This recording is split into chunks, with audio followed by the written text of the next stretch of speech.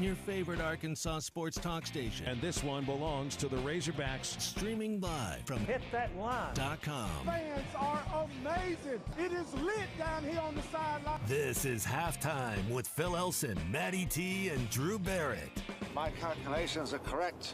When this baby hits 88 miles per hour, you're going to see some serious... Here come the students. Oh, here come the students. They're coming from the south end, and this one has been a long time brewing. I have been waiting for this moment for a long time.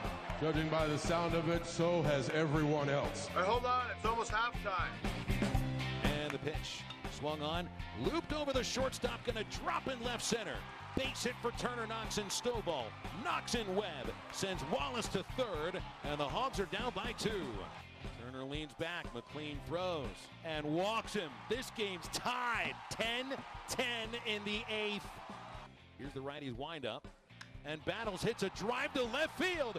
You gotta get out of here, ×4. A grand slam by Jalen Battles on the first pitch from Trevor Martin. And it's a mushroom cloud here at O'Brate Stadium. The Hogs up 16-10. They put up an 8 spot. Lanzilli 3 hits today. Here's the pitch. Swing and a drive. Long one into left field. Here's his 50th career home run. And the 7th for the Sluggers today. A 3-run homer by Chris Lanzilli. 8th of the year. 50th for his career. 1-1. Riggio drives this one to straightaway center. Hit very well. Webb's going back. Braden Webb leaping at the wall. And it's out of his reach. Did it go over the fence? We have no call from the umps. Home run. 2-1. Wallace with a liner deep into left center field. That ball back to the wall and gone. A line drive home run by Caden Wallace. Bubba, I don't know if I've ever seen somebody hit the ball consistently as hard and low for home runs as Caden Wallace is these days. That's his 15th of the year. Turner's come up with some really clutch late inning hits this year against some tough pitchers. The set on the 2-2. Swung on, hit in the air, deep right field. Back is Earhart. That's over his head. Out of here! Out of here! Out of here! Michael Turner, 2-run homer. Hogs have a 8-7 lead. Oh my goodness, he did it again. Michael Turner on his way home with Lanzilli and Wallace waiting for him. The magic of the 8th inning returns in Stillwater. Well, that's a lot going on there on our highlights. It's a busy weekend. That was a very busy weekend. That's like 3 minutes of highlights, which is just from 2 games. What an absolutely wild weekend. And to be quite honest, I mean, I love O'Brate Stadium. It's a great place to be. I don't want to be here today. I was hoping we were going to be home. I was hoping we'd be home and preparing for a super regional, but that's not the case. It's going to be strap yourself in. I kept getting texts about that yesterday early in the game. Just strap yourself in. You know what you're getting into now. And you knew, really, getting into yesterday's game against Oklahoma State that it was going to be a wild one, and it was. What do we have? We have 138 runs and 39 homers during this incredible regional here in Stillwater. And I just can't really put past my mind what Oklahoma State did yesterday. And look, I mean, I don't want to see them win. I don't want to see them win at all. And some of their antics are a little bit too much to watch. But to score, what was this, 43 runs? 44. In 2 games, to be down 12-0. To be down 12-0. No, it's 33 runs. Oh, when I said 44, I thought you were going off of just that first game, Oklahoma State and Missouri State. That was 44 runs combined, the 2 teams. I'm sorry. I jumped the gun. That's my fault. Well, and to be down 12-0 in the 3rd inning of your early game and then to end up forcing this winner-takes-all game today, that's just absolutely unheard of. Yesterday is one of the most amazing days of baseball that I've ever seen. And I don't know how much like real baseball it was. You know what I mean? It was a heck of a lot of hitting, not too much pitching, a little fielding here and there, but just a ton of offense, to put it quite mildly. Home runs, and nothing's cheap here. You know, I mean, 39 home runs in 6 games here at O'Brate Stadium, and none of them are cheap. I mean, we've been talking about this being a regional in a ballpark that's a hitter's park. I'm not putting all of these home runs on this being a hitter's park, because it's carrying a little bit. But I just think you got a couple of teams, and really 3 teams, when it comes to Missouri State, that just can slug it right now and are struggling on the pitcher's mound. And boy, there's just so much to break down from yesterday. So you got to get into Arkansas coming back in the 8th inning again and getting an 8-7 lead going into the 9th inning.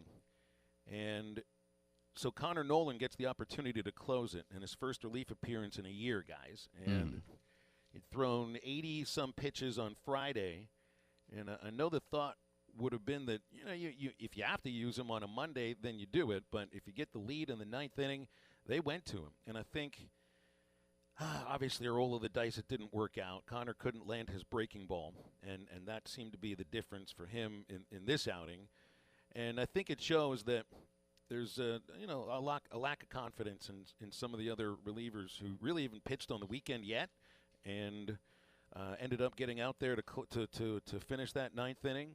And I mean, you kind of wonder, like, who's going to pitch today? How are you going to string together 9 innings? Both teams, really. Like, this, you might question who's going to start for Arkansas. Who is Oklahoma State going to start? Who is Oklahoma State going to use to close? Because their 2 closers both threw a lot yesterday.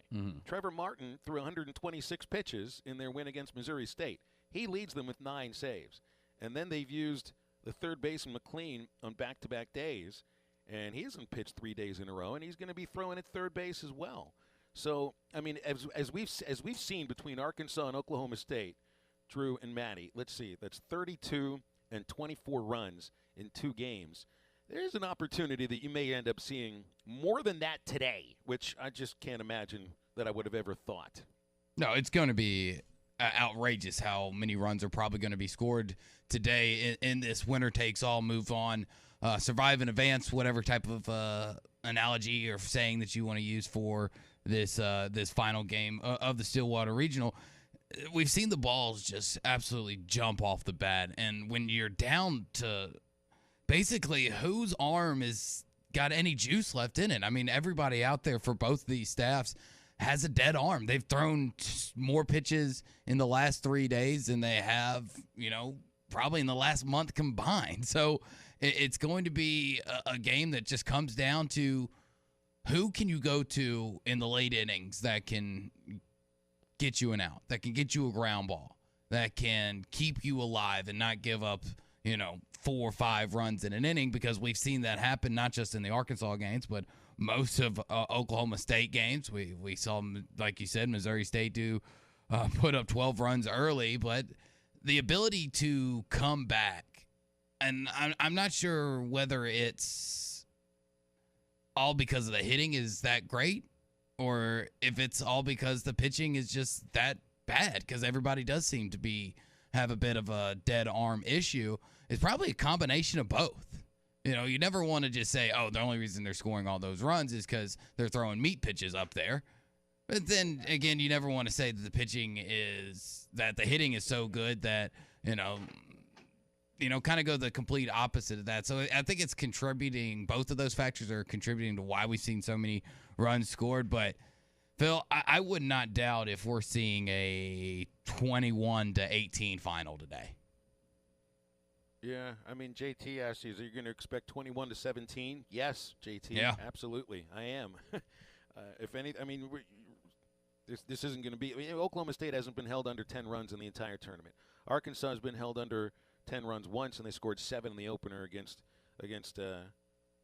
Grand Canyon. I've already forgotten the team Arkansas played first in this regional. I'm exhausted. How's everybody else feeling here, man? I mean, we've had 2 5-hour games. I mean, I know yesterday was 4 hours and 40 minutes.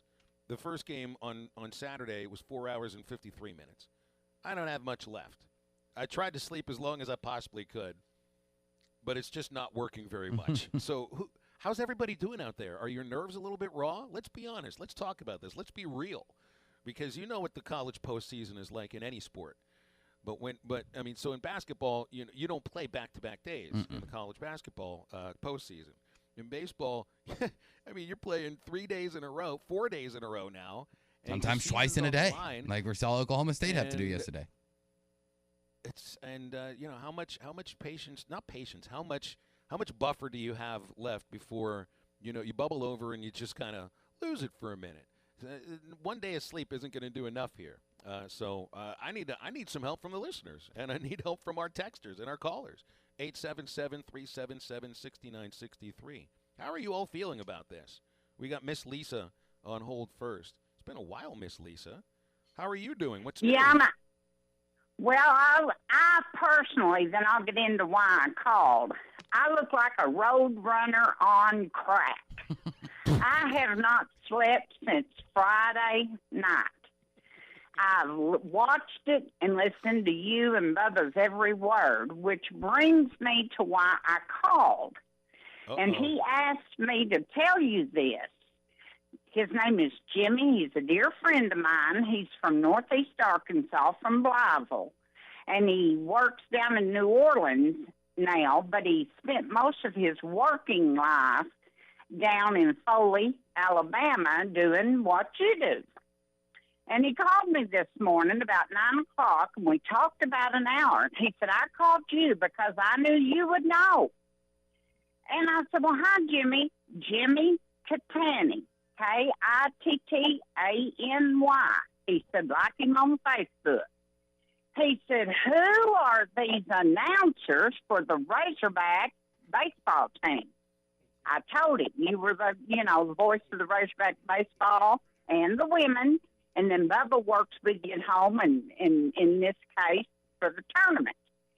He said, Miss Lisa, do people in Arkansas know what we have? He said, I know this stuff. You know I do. I said, yes, I know you do. He said, he said, what did you call the other guy? And I told him. He said, they are the best I have ever heard. I said, that's all I need to hear. I'm calling his show today.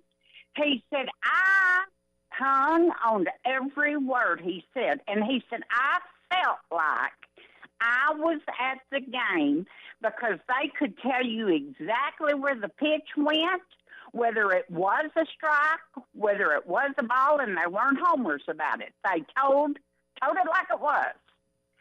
And we talked over an hour, and I just could not wait till y'all got on the air to share this with you. Well, I just want you to know. You called right as the show started, so I really do appreciate that, and also from your friend. That's very nice to hear. And if you guys spend an hour talking about me and Bubba, he's been in the business for years. Yeah, well, he's been in the business for years, so he knows. He said how hard it is. I don't know that. I call the radio, but God knows nobody would let me do a show because I'd have them balled out and everything else. You keep describing yourself as a road runner on crack, and you'll get your own radio show, okay? I think these things usually work in tandem. That's what I look like. Let me just give you a brief, and then I know I need to get off. But my hair is standing straight up. I'm white as a ghost. I'm in the same pajamas from Friday. I bet I've lost 10 pounds, which didn't hurt me. But if we don't win today, I'm jumping off my house. I just don't think I can stand it. But I disagree. And let me say this. I don't think it's going to be a high-scoring event today. I don't know why. Themselves out? I think they've punched themselves out. I really believe we win it, and I believe it's going to be maybe like 7-4, 7-3. But y'all are the experts, not me. But, I hope we win, and, I hope North Carolina loses so I can be up there this weekend. Thank you for taking my call, and thank you for doing what you do for the fans of the Razorbacks, every one of you. I appreciate that very much. Thanks, you so much, Miss Lisa. And that also goes to Maddie and to Drew as well. I think you can hear what she was saying there about everybody on our stations here. Thank you very much for that. 877-377-6963. If you got anything for us here on halftime. We've got Connor O'Gara coming up in about 15 minutes, and nobody in hour number 2, because I think everybody's, got raw nerves. So let's share our feelings about this, because we're going to be up really, really late tonight. That's right. This is a safe space. Halftime is safe space for a couple of hours. It usually isn't, but it is today. So stay with us. C'est la vie, say the old folks. The culture show you never can tell. They had a high-fi phone, oh boy, did they let it blast. Hell yes. Hey folks, Larry Rath here for Rath Auto Resources, where we've just had the perfect storm. Yeah, we got hail, but just enough to create a tsunami of savings for our customers. That's right, little bitty damage and great big old savings on a great selection of Rath road-ready vehicles. But you want to hurry in for the best selection, because this inventory is turning like a tornado. If you have The company you can trust when it comes to building quality fencing and gates is looking for quality people to join the Fenceman team. If you are a fence builder or have building or welding experience, apply in person at 1213 North 32nd Street in Fort Smith. The Fenceman offers great pay and a $500 sign-on bonus. Join the top fence building team and get a $500 sign-on bonus. The Fenceman. Apply today in person at 1213 North 32nd Street in Fort Smith. The Fenceman is an equal opportunity employer. Now that's a dandy white perch. Big old slab. C'est bon, sacalé. One beautiful crappie. It's a paper mouse. Some serious crappie. Nice speck. We got crappies. They might go by different names, but all prefer the same thing. Bobby Garland, America's favorite. White perch, slab, sockeye, papermouth, crappie, speck, crappie baits. I call it dinner. A little girl asked me one time, Pastor, does the devil have a mother? I was shocked by her deep question and thought for a second, yes, he does. Her name is pride. The devil fell because of a rebel yell of pride. The Bible says pride goes before destruction and a haughty spirit before a fall. Pride really is the mother of all sins and will take you on a dark ride. There's nothing more devilish than being rebellious. I'm Pastor Heath. Check us out at woodlandpeople.church.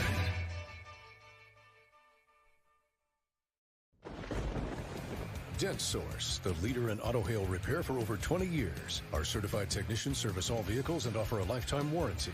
Dent Source will keep you on the road with a courtesy vehicle and offer free pickup and delivery. Dent Source, now open in Fort Smith.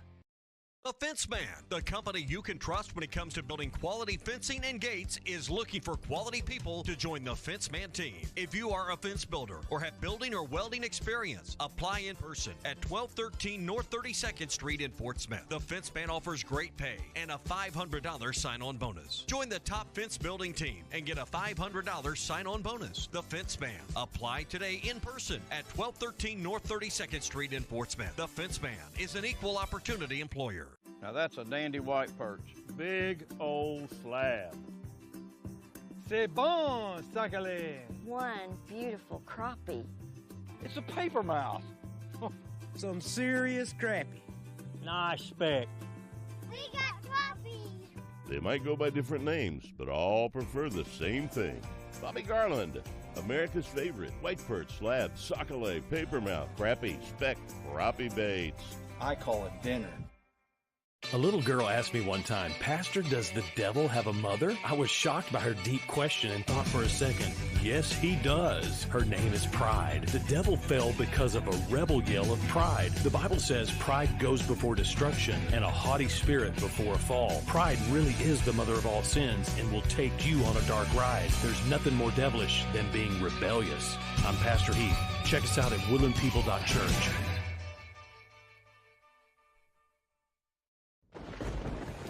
Dent Source, the leader in auto hail repair for over 20 years. Our certified technicians service all vehicles and offer a lifetime warranty. Dent Source will keep you on the road with a courtesy vehicle and offer free pickup and delivery. Dent Source, now open in Fort Smith. The Fenceman. Every Razorback football, basketball, and baseball game. ESPN 95.3.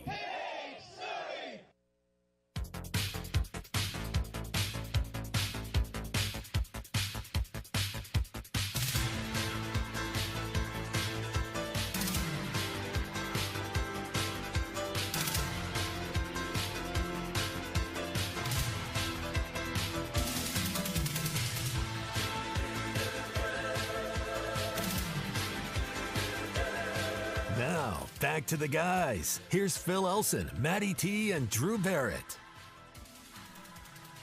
Yeah, someone's looking for a hero tonight. Both teams are looking for a hero as far as pitching is concerned, because they got plenty of heroes at the bat, and tons of them. I mean, take your pick. As far as Arkansas is concerned, heroes. Brady Slavin's game-tying hit in the 9th inning. Michael Turner. Michael Turner's driven in 8 runs in this regional. Chris Lanzilli at his 50th home run. Jalen Battles with a grand slam. All the heroes over there in Oklahoma State. Somebody needs a hero that throws a baseball to a catcher, and it hasn't happened just yet. Any position players you know that pitched in high school? We got somebody out there that's got decent mechanics that can maybe have a good changeup. Drew, Greg and Mulberry just had a text that I think gets to the heart of what you're saying. He asked, can Caden Wallace pitch? You bet he could pitch. I don't think he's going to. But the guy's got, I think, the best arm on the infield. He certainly could pitch. But, yeah, everybody wants to know who's going to start. Oh. Your guess is as good as mine. I mean, I'm sitting here looking through all the box scores from the weekend that was, trying to just figure out somebody who started a game, who hasn't thrown 1,000 pitches, and can somewhat maybe have something in the tank. And I know I'm not the best at math, but these numbers aren't looking good. You sounded like Bob Holt there for a moment. You ever hear? Bob always says, I'm not really good at math, and then asks a math question to a coach. He knows what he's doing. All right, we got a couple of callers on hold, so let's get to them. Tuna, we got Charlie with us here. Hey, Charlie, good to hear from you. How you doing? Oh, man. Yeah, you sound like me. Lord. You sound exactly like me. We mirror each other, my friend. Man, Oklahoma State, I've been watching them all weekend. They've taken me on an emotional roller coaster ride every single game. They arguably have the best offense in the country. That's just my opinion. We could sit here and say, well, Arkansas, I think there was a hit last night off Brady Tiger's foot. That dude, I think it was now the curveball he left up on the McClain guy, but the one before, and it was one of their guys that came in and pinch run, it was outside of the zone, and it was low. And he still smashed it up the middle, and it bounced off Tigers. I mean, they just find a way to make contact. Phil, you talked about that all year. And even with 2 strikes, they find a way just to continue. Charlie, let me step in for a moment. Let me step in for a moment. The 2-strike hitting for Oklahoma State is a huge difference in the 2 games that they've played. Arkansas's had trouble finishing batters off at the same rate that they did against SEC teams. And it's interesting with Oklahoma State because they're a power-hitting team, obviously. They've hit 1 million home runs this weekend. But they are really good hitting with 2 strikes. And that guy yesterday, and the batter you're talking about is Aiden Mayola, who gets barely an at-bat every week. And he put together a good at-bat, breaking ball outside, just kind of threw the bat at it and let something happen. That's the whole idea with 2 strikes. Put it in play, let something happen. He did, and it worked out for them. And you've talked about it all year. Sometimes just making contact, I think, in certain situations, I think I can't remember who it was that grounded and got a guy to second and third. And then I think it was the lefty, was it Slavins, that knocked it into left field and tied the game up at 10-10. I can't remember. It's whatever it was. They're in the he was into the 8th or the 9th. But just things like that. Even though he got out, he advanced those runners and to second and third. And I'm talking about for Arkansas. And we say bad pitching. I think there's been some of that. I think Oklahoma State has pitched worse than us overall. But I think we've used more pitchers, and we're throwing good pitches at times. It's just like these guys. They find a way to keep fighting them off, or, you always say we're not pitching well, but Charlie, let me step in again for a moment here, and appreciate the phone call. We'll have Paul on hold here in a moment. I think what Oklahoma State got the last 2 games that the Razorbacks haven't necessarily got. Now, they did get 5 1/3 innings from Will McIntyre in yesterday's game, and that's how Arkansas was able to hang in that ball game. But Oklahoma State got 130 pitches from a closer who's used to pitching 1 or 2 innings in a game. And he is the reason that they even had relievers ready to go to pitch against Arkansas last night, because he settled them in for their comeback win against Missouri State yesterday. So, I mean, they get 6 2/3 innings from a guy who'd been pitching maybe 1 inning per game, if that. And then they end up getting the best performance of the year from this lefty Mitchell Stone, this 6'9" power forward that scattered 11 hits and only allowed 5 runs. You know, they got 6 1/3 innings from him, 6 2/3 innings from Trevor Martin. That's 13 innings from pitchers that they didn't expect to get that many innings from those two guys. And Arkansas has gotten 2 2/3 innings from starting pitchers the last 2 games. So the pressure on the bullpen, like, why are we asking who's going to pitch today? It's because almost everybody that you trust has been used in a couple of games already, and Evan Taylor hasn't looked the same. Neither has Brady Tigert. So, yes, that's why I say your guess is as good as mine. And Paul, go ahead. Oh, I'm sorry. And when you talking about, Oklahoma State and what they might have left in the tank, and having guys that you don't really rely on throughout the season be the ones to step up, like a Mitchell Stone, like the reliever that you talked about that pitched all that time against Missouri State. That's what kind of separates good teams from great teams, is knowing that there's somebody there that you didn't know that can come in and fill in. Now, I think Arkansas might have helped Mitchell Stone out, especially to start the game. I mean, you start off the game with a leadoff double, and you strand 2 on in the first. And I feel like if you could have tallied up, I think, 2 more runs in that first inning, he would have been a lot more rattled, because he was lucky to get out of there because they got the double play, and lucky to get out of the inning with only 1 run. That might have set him back. He might not have been able to go a full 6 1/3 inning, but he settled down, threw some zeros up on the board, and did his job.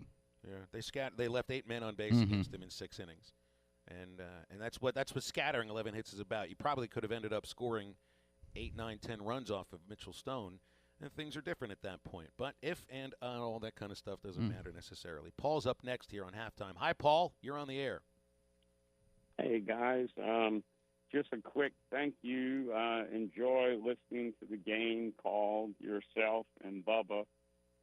It's hard to remain positive at times, and that's about the only thing I can find that comes close to it. Just would advise not trying to follow the game, for example, online. Hogville, for example, it gets pretty crazy, and fortunately, hopefully nobody's dead or anything like that. But keep up the good work. I got stuff I got to go do, but I just wanted to call and give you that feedback. Well, I appreciate that very much, Paul. Thank you. And, yeah, it is tough to stay positive at all times, but, hey. That's sports, and that's life, too. That is come sports. I don't blame you.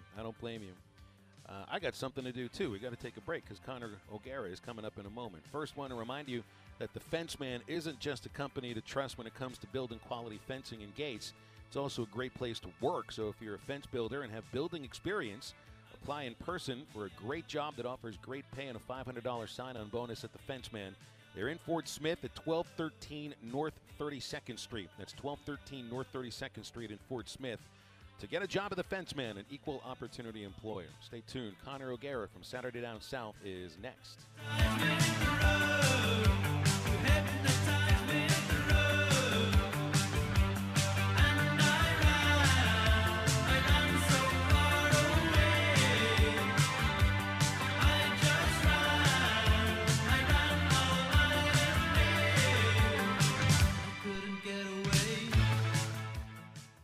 Crush your hunger at TGI Fridays in Fort Smith with the new Chicken Slammers. TGI Fridays Chicken Slammers are chicken fingers tossed in our favorite sauces and tucked into a warm mini New England roll. Served with your favorite sides. Choose your flavor, Italian, buffalo, or whiskey glazed. And for dessert, try the new Peanut Butter Fudge Obsession. Oreo cookie crust, peanut butter fudge and M&Ms topped with vanilla bean ice cream and more. And don't forget it's happy hour all day every day at your locally owned TGI Fridays in Fort Smith at I-540 and Rogers. Order online at Fridays.com.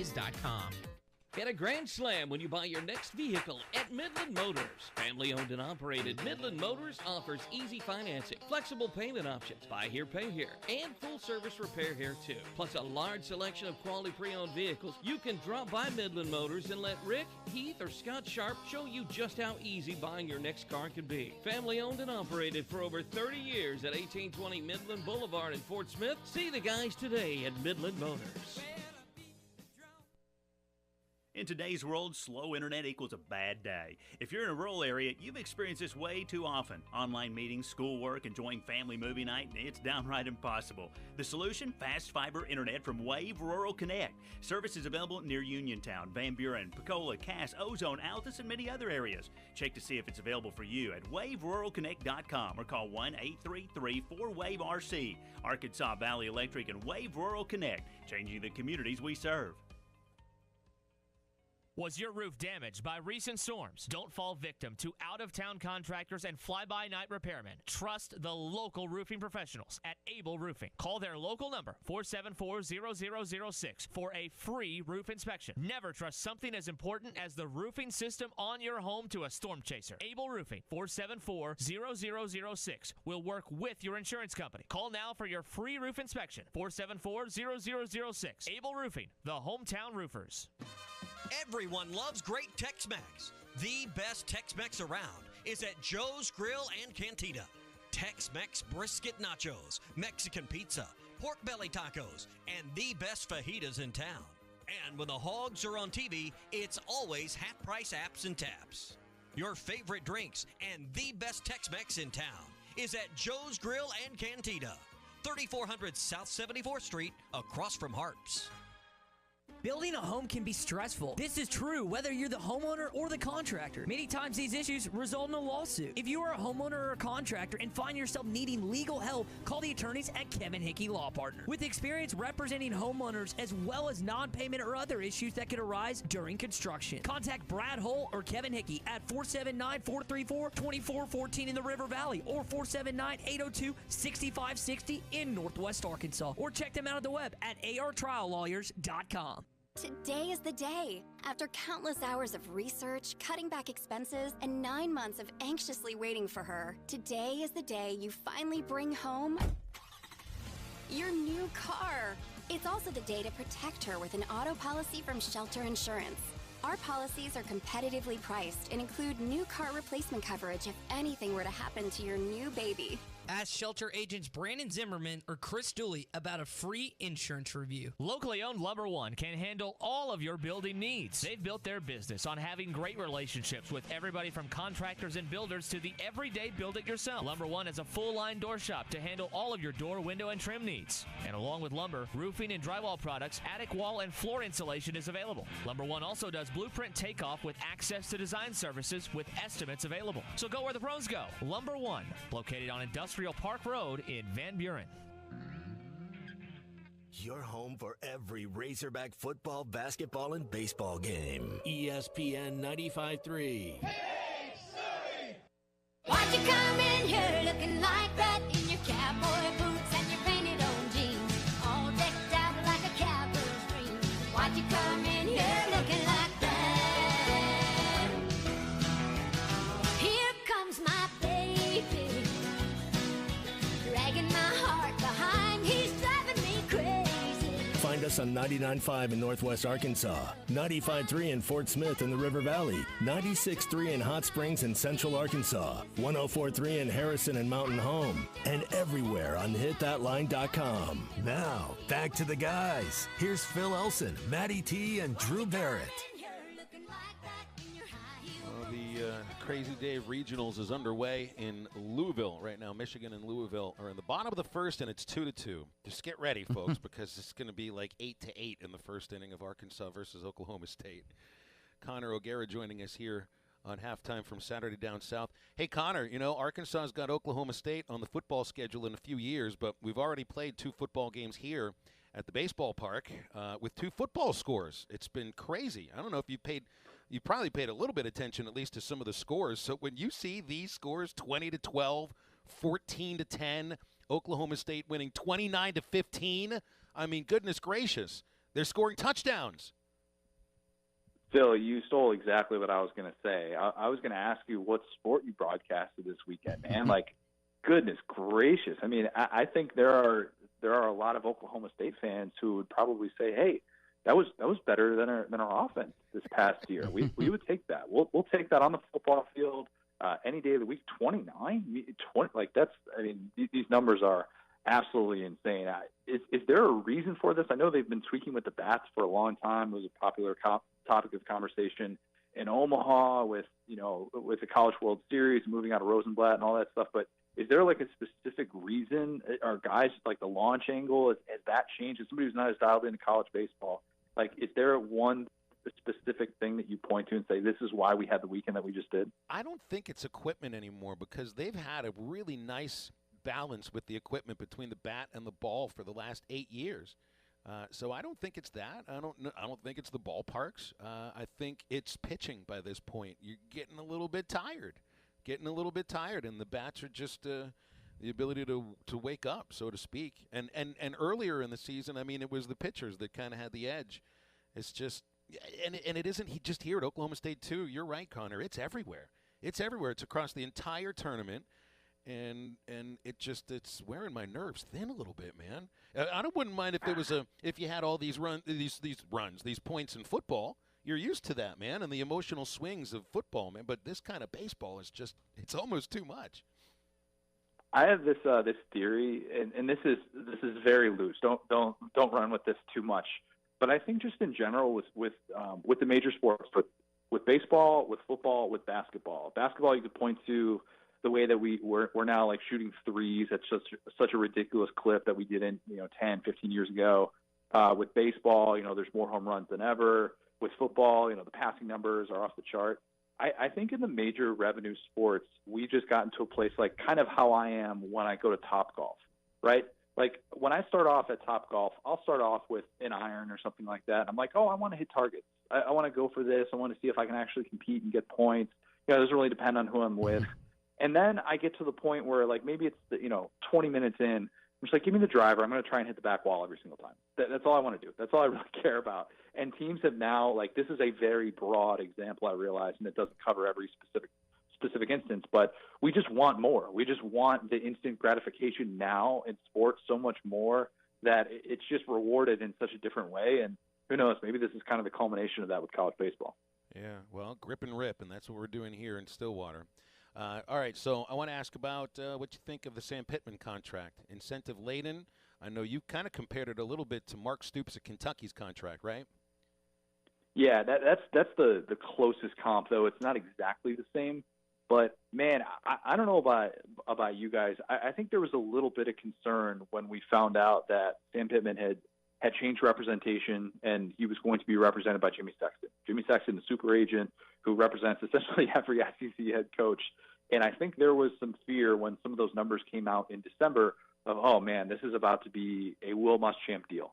This is about to be one of those things where we're gonna have some sleepless nights about this, and there's going to be a lot of downside. Excuse me. And I think that we look at this contract, we're like, oh, no, this is a Mark Stoops type contract.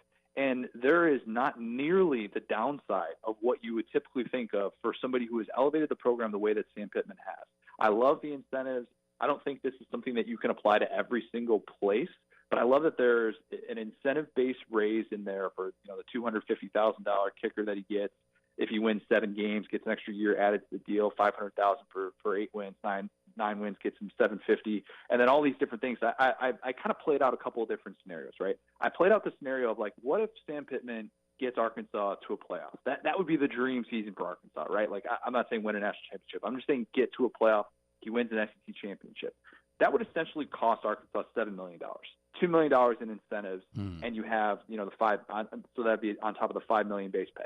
You would take that for a coach in this day and age. Dan Mullen made $7 million last year. All right, like to have the season that he did, wherein he won 5 games and they won a 6th after he got fired. You would take that. If things go poorly over the course of the next 2 years, let's say Arkansas is just bad the next 2 years. The contract, they're like, all right, it's pretty obvious he's going to get fired at the end of the 2023 season, which I don't think is going to happen. Arkansas pays him $7.5 million because remember, he only gets 50% of that buyout if his record is sub 500. I love this contract. I always tip my hat to Hunter Yurachek every chance I get. And this is just another reminder that all of these parties get it and they're on the same page, and we shouldn't take that for granted. Mm-hmm. And plus, Connor, it's kind of hard to have a lot of negotiation power when and I know it's coach speak, but you truly do believe it when Sam Pittman says this is his dream job and this is where he wants to end his career. It's kind of hard to have a bluff face and say we want this or we walk when you kind of know he's not going to walk. But as far as other things that's happened since we've had you on, Destin meetings and everything like that, one piece that I really liked that you wrote on Saturday Down South was about Texas and Texas A&M and how they could play every year using non-conference games, especially when we don't know really what the scheduling is going to look like when we get to 2025 and add those 2 extra teams. You use Texas and Texas A&M, but do you think that's a good scheduling tactic that most of the SEC teams will maybe try to use to preserve as many rivalries as possible? Yeah, so the way that I kind of approach this, if A&M and Texas aren't getting annual matchups together because they settle on the 1-7 model with 1 permanent team and 7 rotating home and homes, and if it's like, oh wow, we're going to see Texas and Texas A&M in the same conference and they're not going to play every year, that stinks. But the way that you can avoid this is doing what North Carolina and Wake Forest did. What did North Carolina and Wake Forest do on the football field? They decided that 2 teams in the same state, they shouldn't go once every 5 years playing each other. That doesn't really make a lot of sense. Given where those programs are in terms of proximity, they're like, we want to play each other. So they scheduled a non-conference game for this past season so that they could play more often. What is stopping Texas and Texas A&M from being able to play a non-conference game moving forward? If they really want to play, and if Chris Del Conte and if Ross Bjork actually want to play, they can get on the phone and say, let's schedule non-conference matchups for each year that we're not playing this conference game in SEC play. You can't tell me that wouldn't matter for season tickets, all those different things going into it. If you actually want to play, you can make this happen. Now, they're going to kind of probably default to the SEC scheduling gods and wait and see what happens with that. But I think that's an easy way to kind of circumvent this entire debate about, it would just really stink if we didn't get to play every single year. No. These teams should be playing every year, and there's a way to do it, and hopefully they can make that happen. I'm with you. I think that they definitely should. And we have these rivalries for a reason because they mean so much, not just the fans, but coaches, current players, that they should be played. And that's been the biggest conversation, I think, from the SEC meetings is how scheduling is all going to work out. Are we still going to be trying to figure it all out when we get to SEC Media Days in a month? Or do you think we hear something, they actually decide on a decision? Because the only decision as far as scheduling went that they made was for basketball, and I didn't think we actually had a problem with that. Like, they fixed the problem. They fixed something we didn't have a problem with. Yeah, we're not going to get anything by SEC Media Days. We're not going to. There are too many moving pieces with this, and that's what I think people realized once they got to Destin. Expansion of the playoff is not imminent. We're not necessarily guaranteed to expand from 4 to 12 teams in 2026. And if you're not going to expand, and then all of a sudden you're like, wait a minute, so we're going to have a 14 playoff, and we're going to have this 16-team super conference, why are we all of a sudden playing 9 conference games? Because remember, it's not imminent that everybody is going to be playing a 9-game conference schedule. There's debate in the Pac-12. There's debate in the ACC about what's it going to look like moving forward. If the SEC is going to go to 9 games and they're playing this 16-team super conference, and they're looking around at other conferences playing 8 conference games, they're like, what are we doing? We're cannibalizing ourselves. This is stupid. All for the sake of continuing to play Alabama, LSU. That's why we're doing this. It's not going to change the TV package. Ross Dellinger reported that at Sports Illustrated, that 8 games to 9 games is not going to impact that TV money. So if that's taken out of the equation, then, hey, we got to seriously consider the 1-7 model. And that's why I've been a little bit more on the 1-7 model in terms of what it could mean for the conference, because the playoff has always been factored into the way that the SEC has approached the conference schedule. And it's done it better than anybody has in this business. And I think they're going to continue to monitor that situation, and that's why we don't have a resolution. If expansion of the playoff was imminent, we would have already had an announcement, and we would have said the SEC is going to be playing that 9-game conference schedule. Yeah.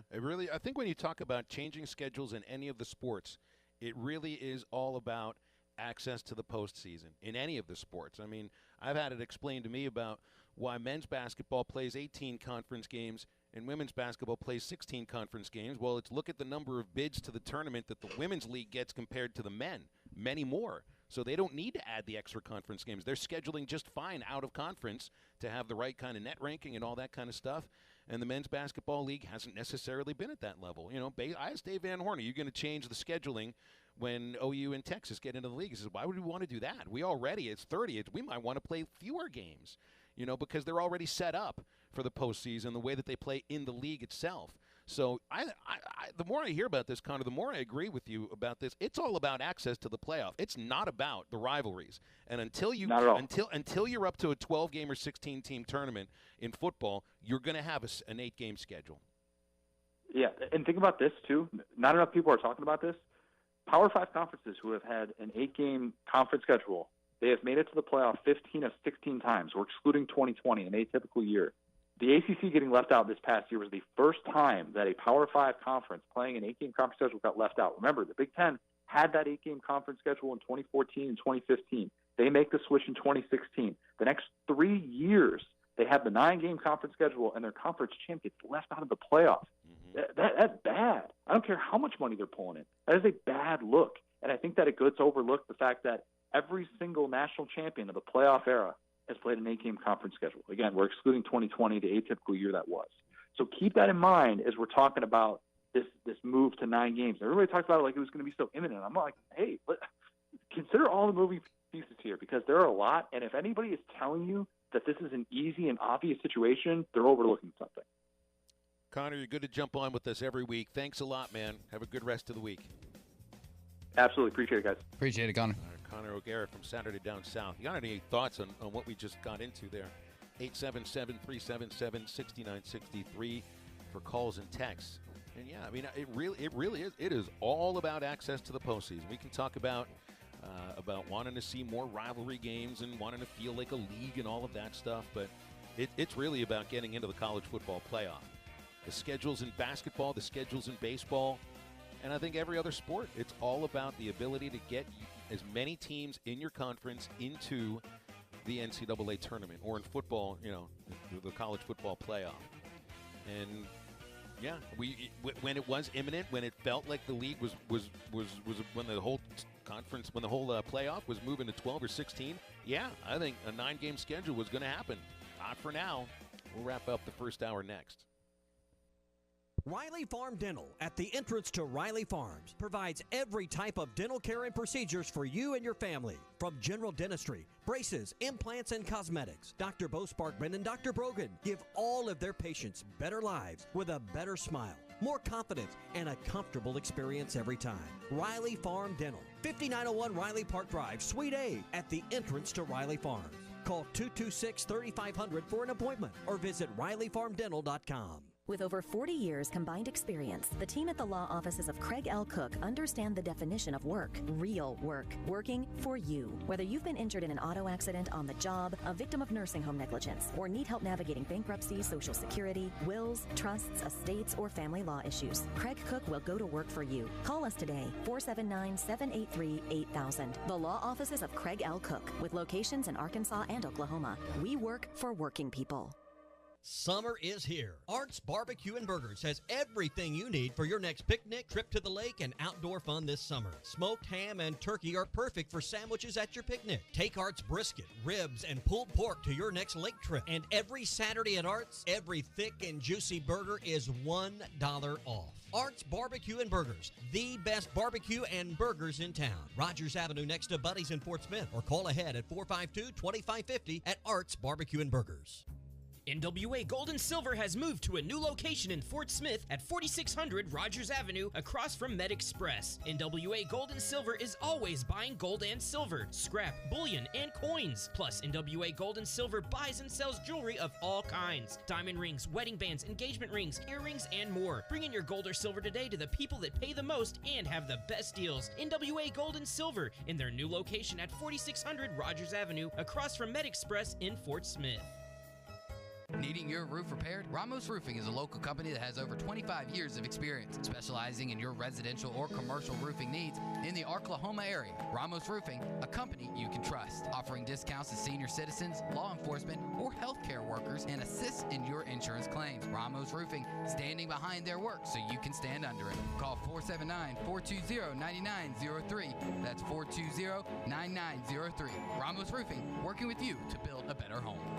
The summer sell-down sales event is going on right now at Breen RV in Van Buren. New 2023 models are starting to arrive from Forest River, Keystone, Coachman, and StarCraft, all backed by Breen RV's free maintenance for life program. Cure your summertime blues in a 29-foot StarCraft that sleeps up to 10 people for just $229 a month with zero down. With savings up to $20,000 off MSRP on new travel trailers, now is the best time to get your new RV from Breeden RV. That's Breeden RV in Van Buren, where adventures begin.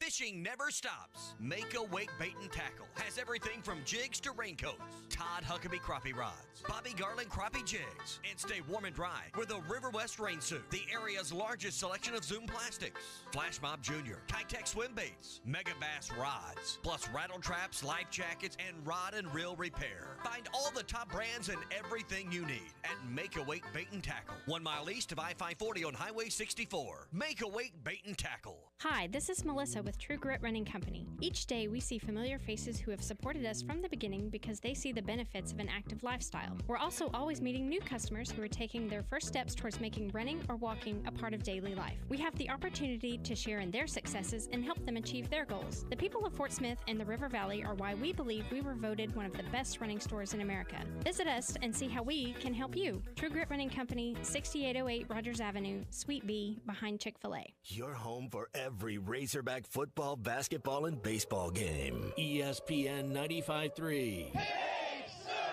Yeah! For the first time, it's going down history, baby. New 3-6 Mafia, featuring 8-Ball and MJG, Young Buck. It's a Tennessee thing. We gotta stay. Now, back to the guys. Here's Phil Elson, Matty T, and Drew Barrett. Thank God this is our last day in Stillwater. It's a lovely place, lovely people. Chili is on, it feels like chili's on everything here.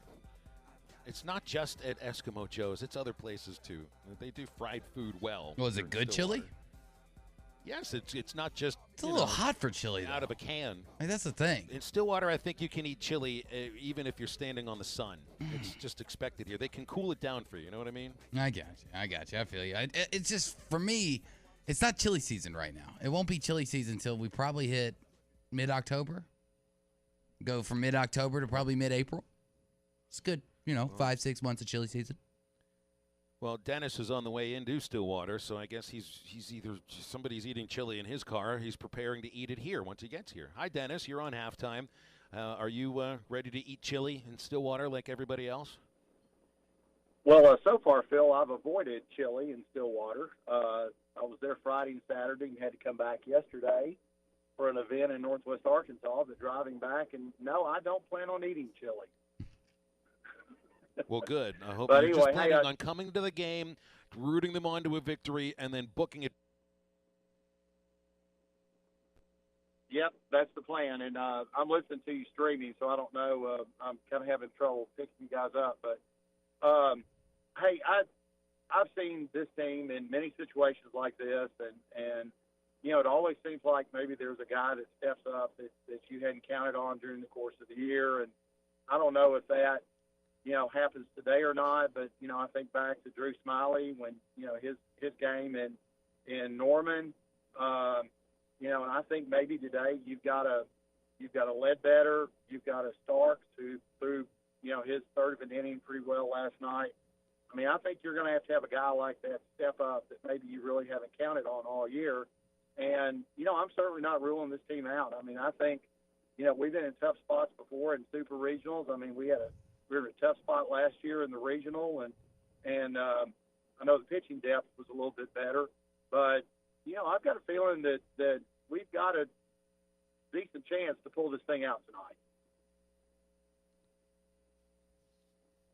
Phil's There's talking, no but we doubt could. they've got a chance to There pull you this go. out. There it But is. you're right. I mean, you need somebody to go out. Well, you need somebody to actually establish themselves for an inning. One scoreless inning. You don't hand the ball to somebody and say, look, I need you to go 5. I need you to go 3. Just one inning can lead to the next, and then leads to the next, and leads to the next. And it's just like offensively when you're trying to come from behind, and it's all about moving the line along. Get on base, next guy do something, get on base. Next thing you know, you got a couple of guys on, you hit a home run, and you're back in the game. You got to move the line along as far as pitching is concerned, 1 inning at a time. And is it a matter of needing like 4 innings from somebody? Just get 1 inning first. I do think you're going to see Cole Ramage pitch. I wouldn't be surprised if he's the starter. Zebulon Vermillion needs to be out there for at least an inning. It was a little surprising that Vermillion, they didn't go to him with an opportunity maybe to close the game, but I mean that does show. Vermillion hasn't been able to establish himself for the last 3 or 4 weeks. But I think you need something out of Zeb, no doubt. And I think can Evan Taylor bounce back after pitching 2 days in a row? Same with Brady Tigert. I'm not sure. So then you go a little bit farther down the line. You mentioned Gabe Starks. Hagen Smith probably needs to be able to get out there. Jackson Wiggins, Wiggins only threw 22 pitches. So he very well could get out there and maybe give him an inning. It's all about moving the line along, because Oklahoma State's in the same position that the Razorbacks are. And it is going to be a really odd feel to this game. And it's like I've got 7 slots on my scorebook for pitchers. I feel like I'm going to need 10 for both teams. Yeah, you might actually do need that much because there's going to be you're just going to have to go inning by inning. I mean, batter by batter, pitch by pitch. It's just going to be that type of situation.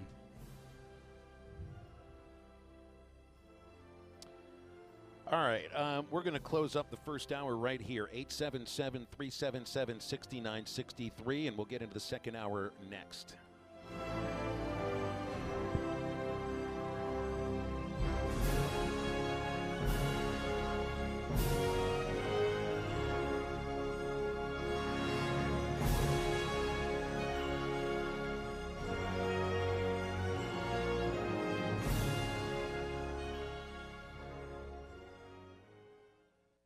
June is a great month to buy furniture, and at Bankroll Furniture, we have the deals. Our furniture is marked down to unbelievable prices, and we have it in stock ready for you to take home today. Our store is packed, our warehouse is packed, and we have truckloads on the way. We have to move it. At Bankroll Furniture, we are family-owned, have service after sale, offer in-store no-credit check financing, and delivery service, all with made-in-the-USA furniture. Bankroll Furniture, best seats in the house.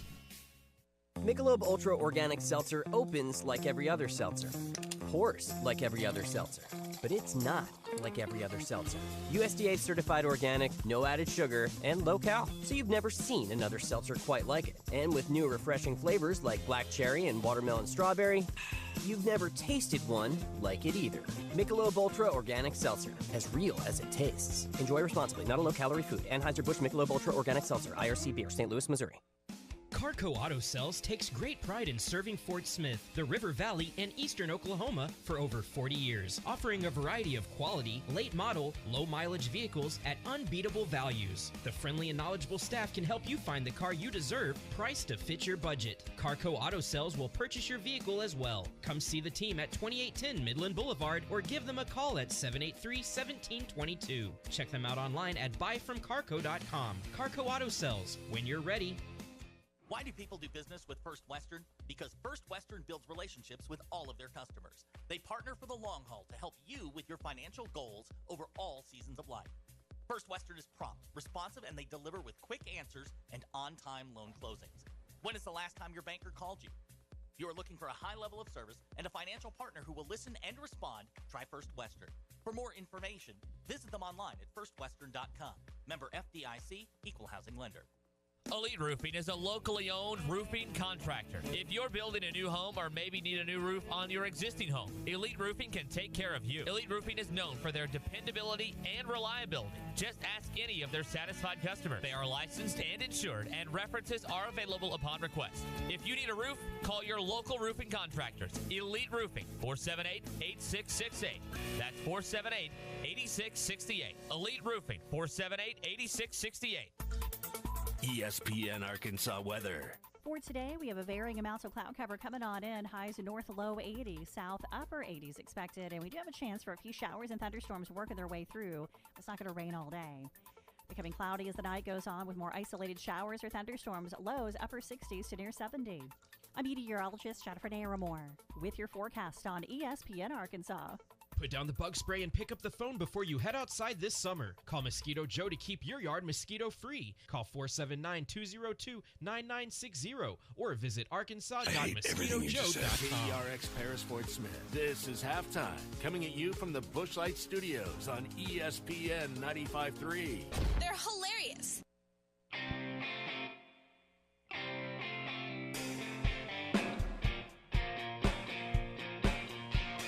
Live from the Bushlight Studios. I love Arkansas. I love everything here. Give me that thing here. On your favorite Arkansas sports talk station. And this one belongs to the Razorbacks. Streaming live from .com. Fans are amazing. It is lit down here on the sideline. This is Halftime with Phil Elson, Matty T, and Drew Barrett. My calculations are correct. When this baby hits 88 miles per hour, you're going to see some serious... Here come the students. Oh, here come the students. They're coming from the south end, and this one has been a long time brewing. I have been waiting for this moment for a long time. Judging by the sound of it, so has everyone else. Hey, hold on. It's almost halftime. Into the second hour of halftime on a crazy regional Monday finale day, not just for us, but for, what do you got, 9 other games, 10 total, yeah. That's crazy. And one of them isn't even two of them aren't even finals just yet, because you still have to play the did they finish the 1-0 game of the Coral Gables regional? I think they actually have gotten that. They've caught up in the Miami regional. Miami got eliminated, so it's Ole Miss and Arizona in the regional final, but I think that's the first regional final. They could end up playing 2 games today. For a moment earlier, because of that tropical storm, I wondered if they would even get a game in South Florida, but they got it in, and Miami would have advanced had they not played a game because they were the higher seed, but they didn't even make it through. Right now, Louisville leads Michigan 7-2. Got a couple of other games. That game's in the second inning, too. You know, it's crept along at a pretty glacial pace. Been an hour. And then there are 3 games that are starting right now. Ole Miss and Arizona, Oklahoma and Florida, and East Carolina and Coastal Carolina in Greenville. 3 o'clock first pitch in Hattiesburg, Southern Miss and LSU. 3 o'clock in Corvallis, Vanderbilt and Oregon State. 5 o'clock North Carolina and Virginia Commonwealth. Hogs and Oklahoma State at 6. That's the same time Maryland and UConn get going. And then you cap it off with Texas State and Stanford. It's just, and you get a lot of seasons that end, a whole lot of celebrations, maybe some dog piles, and then we'll see if Arkansas plays Friday or Saturday if they win this one today. Yeah, and on those scheduling updates you just gave, my computer, though, is showing that Arizona and Ole Miss has already been delayed, which I don't know how you delay a game. I guess they never started it, so they're just delaying the start time. I guess there must be more weather from the tropical storm down there in Coral Gables. So who knows when that one's gonna actually get played, because it's never a good sign if your game is delayed before it even starts.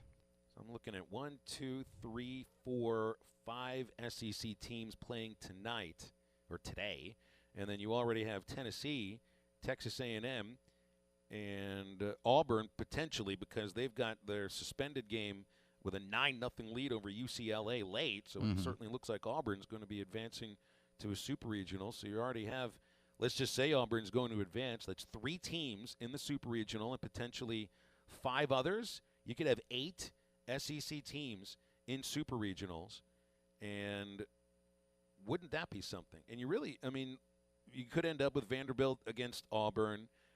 You could end up with Ole Miss and LSU in a super. Arkansas wouldn't have to worry about playing a league team because it's either North Carolina or VCU. On the other side, Tennessee and Notre Dame will be a really interesting super regional in Knoxville.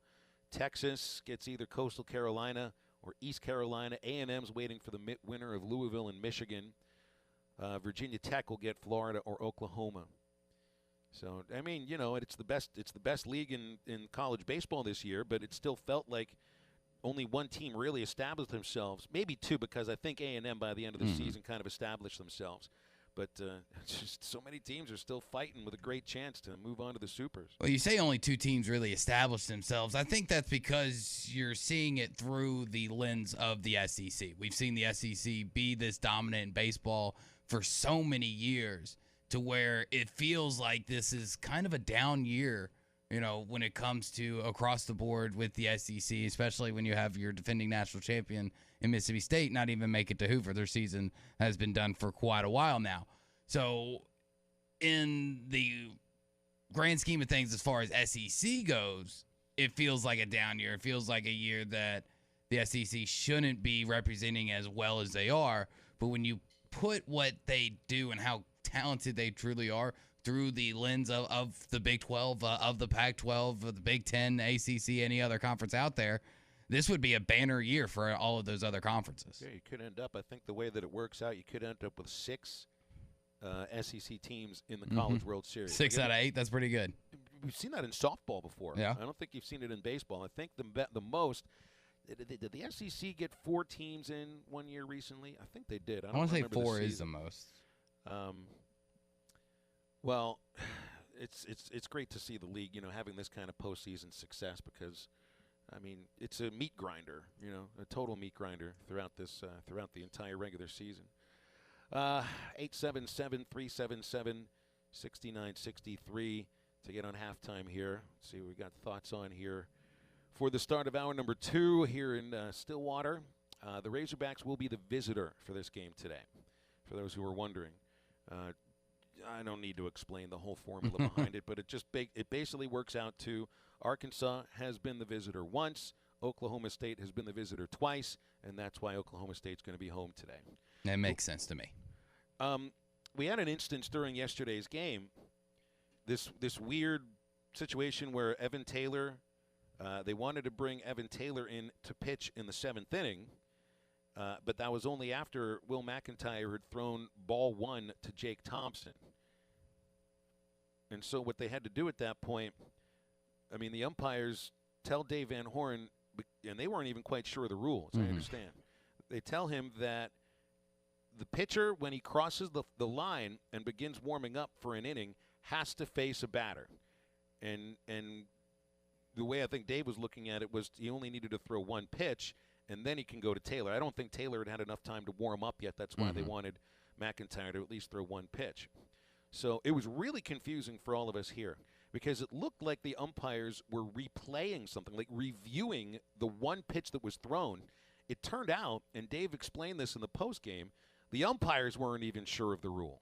So they used the replay center in Pittsburgh to tell them and explain to them the rule that they were about to enforce. So, and I have a problem with this in so many ways.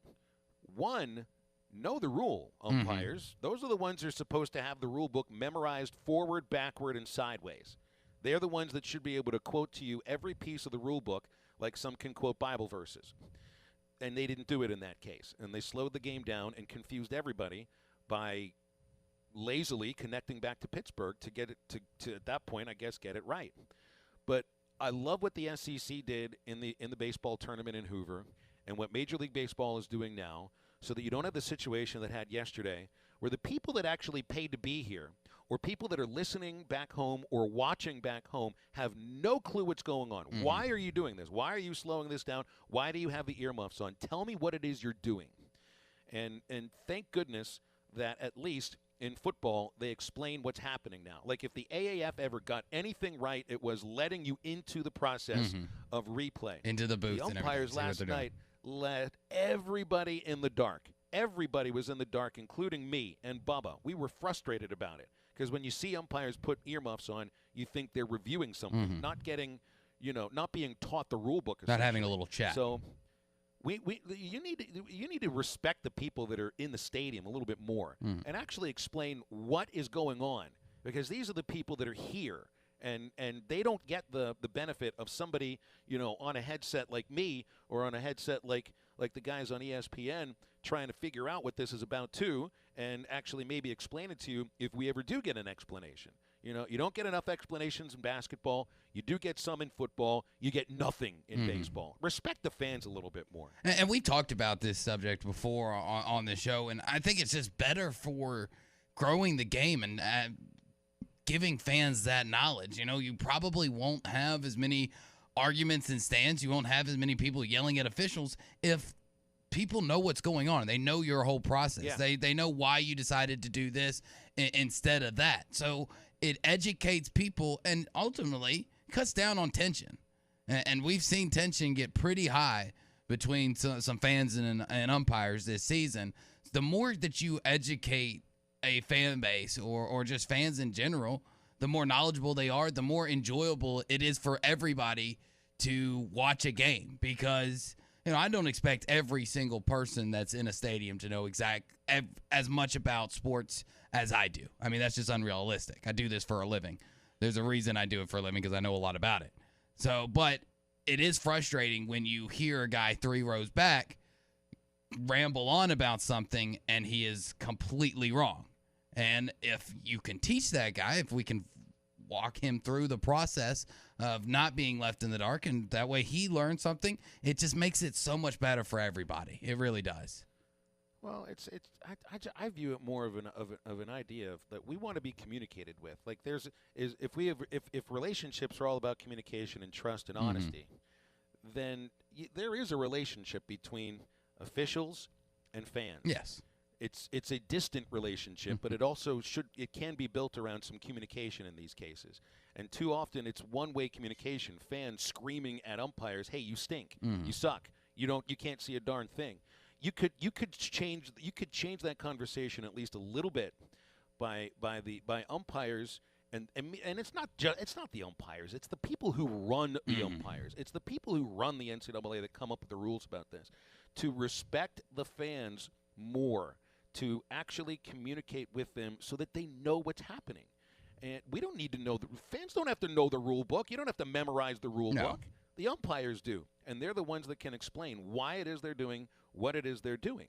That's why coaches get asked questions after games. I'm not saying we need to ask umpires, why did you do this and why did you do that after games. I'm not sure if making officials do a press conference, stand up in front of people and take angry questions is going to help things at all. I don't think it's going to dial the temperature down as far as the way that they're treated. We might as well let fans throw tomatoes at them if we're doing that. Exactly. But if there was just a little bit of respect shown that what Major League Baseball is doing for their fans, explaining why you're replaying something. If this has become such an integral part of the game, and replay is, well, then let the fans in on what it is you're doing, and not just the people that are watching on television. Like, treat the people in the stadium as well as you're treating the people back home. And then we can all get along as well. How much do you think that might actually help attendance? How big of a factor is it that people that watch games on TV that they get the full experience and they're not left in the dark? Because I don't think it's that big, but I mean, if it could bring an extra person, I mean, just one little thing like that could, have somewhat of a snowball effect on it. I don't think it's gonna, change from one team going from averaging 8,000 a game to all of a sudden averaging 15,000 a game. But it just makes it so much better because those are the people that are paying the money. You should give them the best experience, and ultimately it should be better in the stadium than it is watching TV. Give people the incentive to go to the ball game. I'm not calling for blackouts or anything, so don't get my words twisted. But we need to make the in-game experience better. And I think a lot of things in sports and different organizations are trying to do that. But there are just small, simple things that they can do to fix it. Guys, I've got another one of my great ideas that might suck a little bit as far as this is concerned. So, we've got on-field MCs for so many sports. Maybe the officials, maybe the umpire or the white cap or the lead basketball official is just a little bit gun-shy about being on a microphone.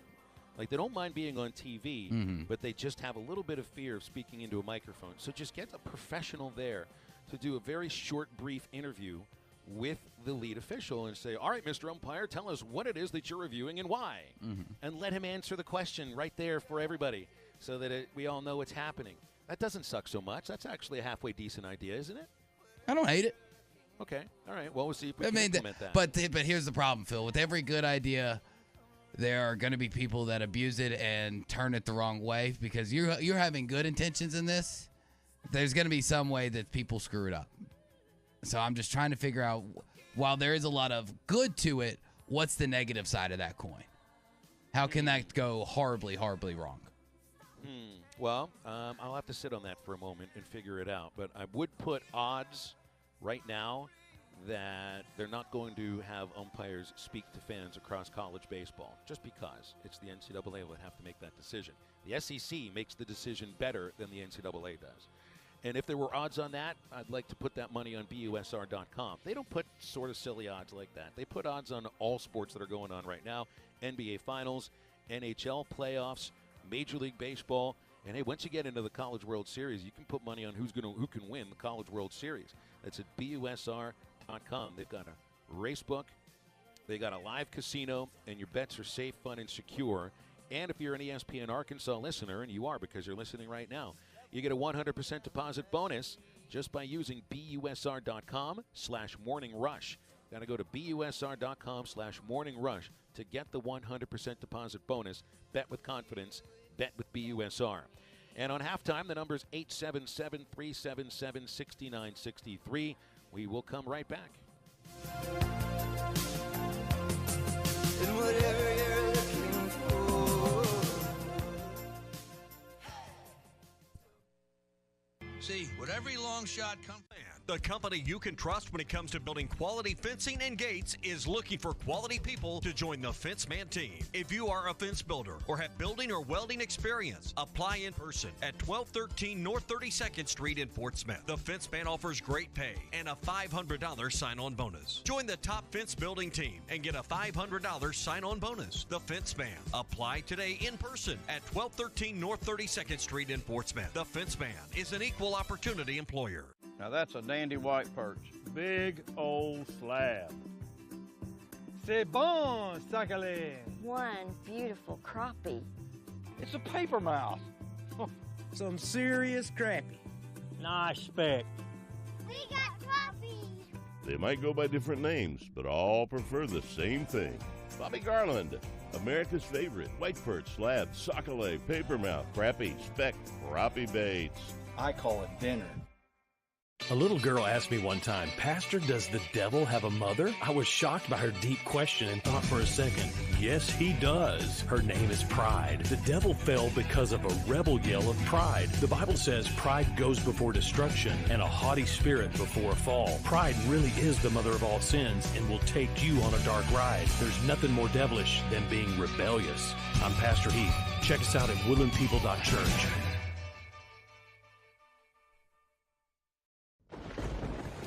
Dent Source, the leader in auto hail repair for over 20 years. Our certified technicians service all vehicles and offer a lifetime warranty. Dent Source will keep you on the road with a courtesy vehicle and offer free pickup and delivery. Dent Source, now open in Fort Smith. The Fence Man, the company you can trust when it comes to building quality fencing and gates, is looking for quality people to join the Fence Man team. If you are a fence builder or have building or welding experience, apply in person at 1213 North 32nd Street in Fort Smith. The Fence Man offers great pay and a $500 sign-on bonus. Join the top fence building team and get a $500 sign-on bonus. The Fence Man. Apply today in person at 1213 North 32nd Street in Fort Smith. The Fence Man is an equal opportunity employer. Now that's a dandy white perch. Big old slab. C'est bon, sacalé. One beautiful crappie. It's a paper mouse. Some serious crappie. Nice speck. We got crappies. They might go by different names, but all prefer the same thing. Bobby Garland, America's favorite. White perch, slab, sockeye, papermouth, crappie, speck, crappie baits. I call it dinner.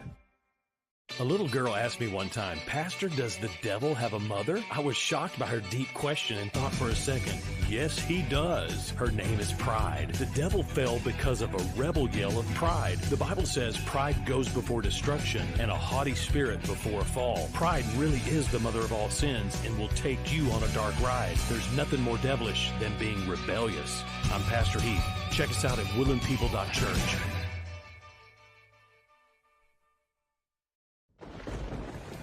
Dent Source, the leader in auto hail repair for over 20 years. Our certified technicians service all vehicles and offer a lifetime warranty. Dent Source will keep you on the road with a courtesy vehicle and offer free pickup and delivery. Dent Source, now open in Fort Smith. The Fence Man, the company you can trust when it comes to building quality fencing and gates, is looking for quality people to join the Fence Man. If you are a fence builder or have building or welding experience, apply in person at 1213 North 32nd Street. CRH.com.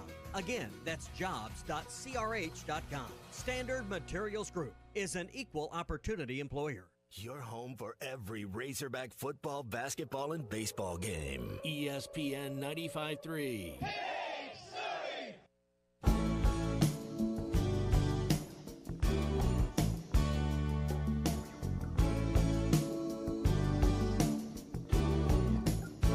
Got out of town on a boat going to southern islands, sailing to reach before a following sea. She was making for the trades on the outside and the downhill run to Papa Ete. Off the wind on this heading line, the Marquesas. You got 80 feet of a water line, nicely making way. You're listening to Halftime with Phil Elson, Matty T, and Drew Barrett. Want to jump in the conversation with the guys? Call or text into Halftime at 877-377-6963. See, you got one question here about who starts. There's another question about who starts. There's another question about who starts. We got 5 different texts about who starts tonight's game. And have you come up with an answer since we started the show? I'll give you the same answer I gave you last night on the postgame show. Your guess is as good as mine. For anybody that is asking me that question, I think you know this team just as well as I do. I don't know. I wouldn't put. I honestly. All right. I'll put a guess down for you. I think it'll be Cole Ramage. I think Dave Van Horn automatically, in his mind, trusts a veteran first and foremost.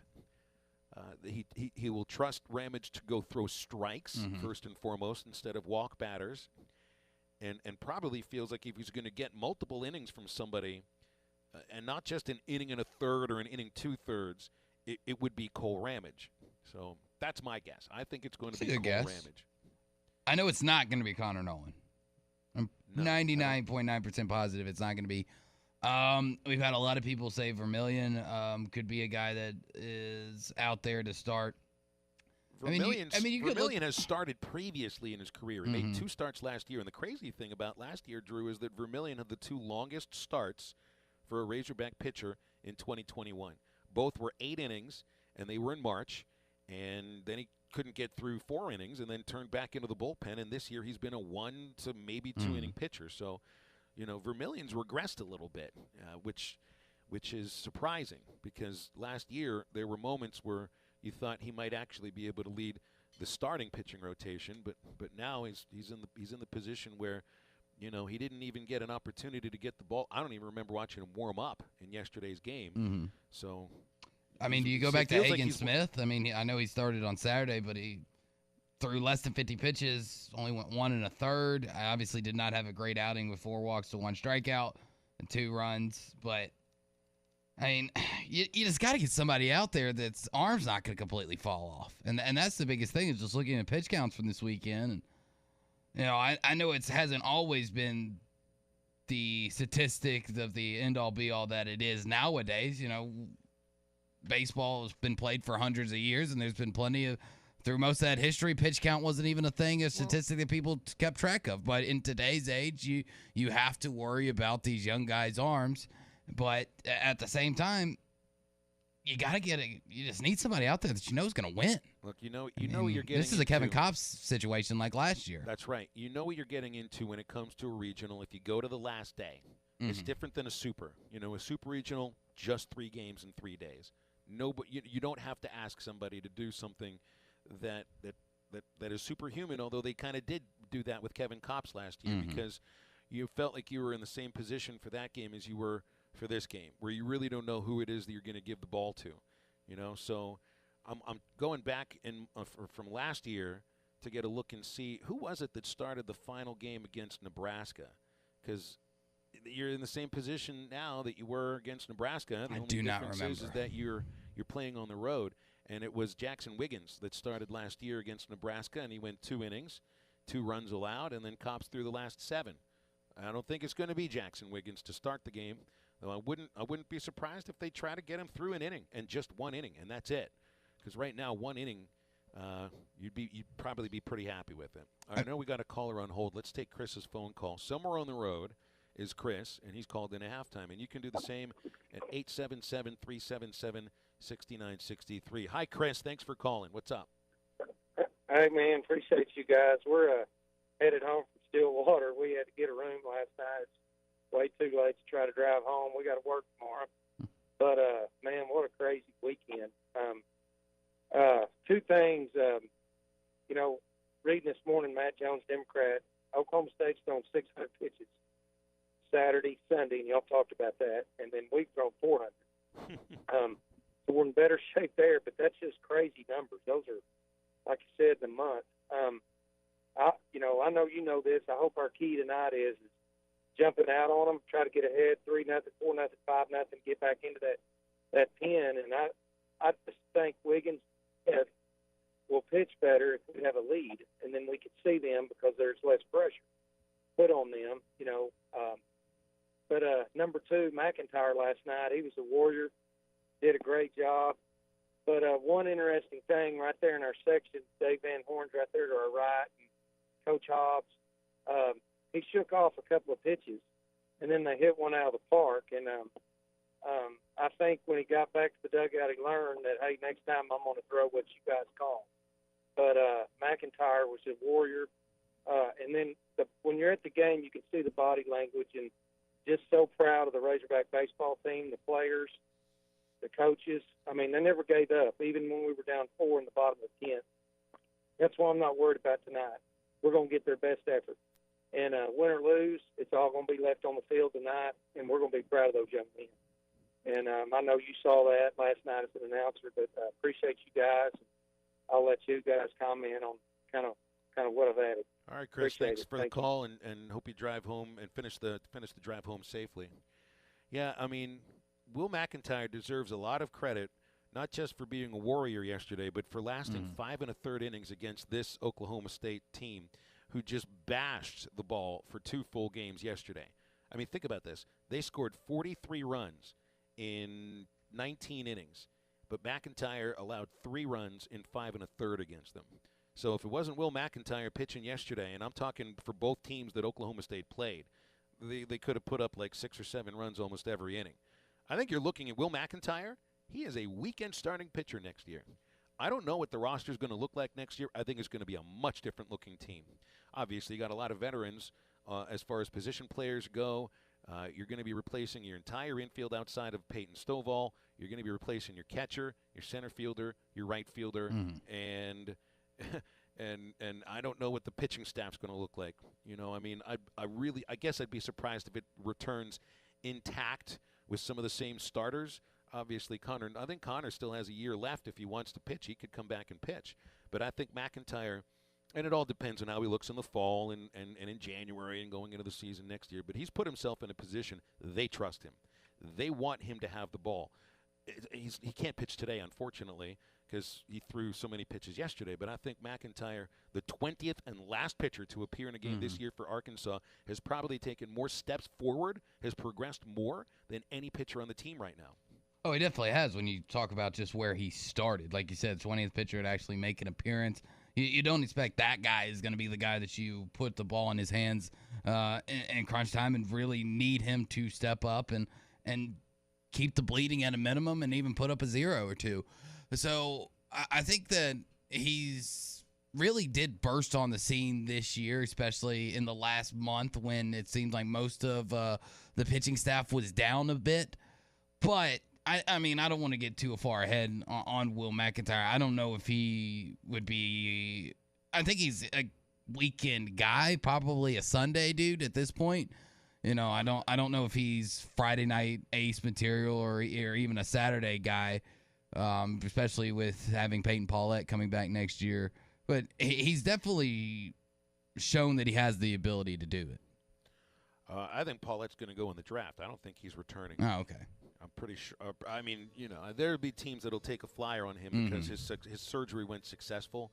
But that'll be something to pay attention to certainly when next month's draft comes around. But when you look at the lineup from yesterday, the first 7 batters are probably gone, are probably leaving. Yeah. Braden Webb, Brady Slavens, Caden Wallace, Michael Turner, Chris Lanzilli, Robert Moore, Jalen Battles.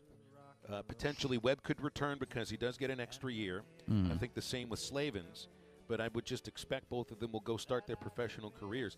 Caden Wallace, with what he's done recently, Caden Wallace, first-round pick. 9 home runs in his last 10 games. He's looked amazing at third base. He has been the best hitter on this team from the start of the season till now, and now he's even better. I mean, everything he touches is a home run. I mean, he's hit 3 this weekend. Yeah, Turner, I think, could actually return back, but I think he's played himself into a spot where I think he's going to go start his professional career.